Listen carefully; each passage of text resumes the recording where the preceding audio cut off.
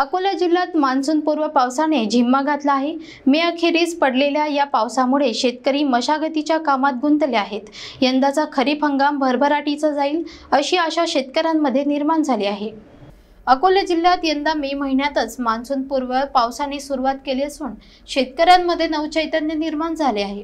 मागील काही दिवसांपासून जिल्ह्यात हलक्या ते मध्यम स्वरूपाचा पाऊस पडतो आहे। या पावसामुळे जमिनीत ओल निर्माण झाली असून त्याचा फायदा घेत अनेक शेतकऱ्यांनी मशागतीची कामे सुरू केली आहेत। नांगरणी, कुळवणी, गवत उपटणे, खत फेकणे अशा कामांमध्ये शेतकरी गडले आहेत। विशेषतः ज्या भागात पावसाचा जोर अधिक होता तिथे शेतकरी खरीपाच्या तयारीला सुरुवात करताना दिसत आहेत। अकोला जिल्ह्यात कपाशी, सोयाबीन, तूर आणि प्रमुख पिके घेतली जातात। त्यामुळे या पावसामुळे त्या पिकांसाठीचा जमिनीचा पोत सुधारण्यास मदत झाली आहे। हवामान खात्याने पुढील काही दिवसात पावसाचा जोर वाढेल असा अंदाज वर्तवला आहे।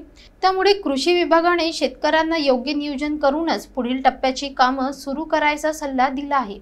दरम्यान शेतकरी वर्गाला बियाणे, खते, कीटकनाशके यांची गरज भासत असून यांचा पुरवठा सुरळीत राहावा यासाठी प्रशासनाने आवश्यक उपाययोजना कराव्यात अशी मागणी होत आहे।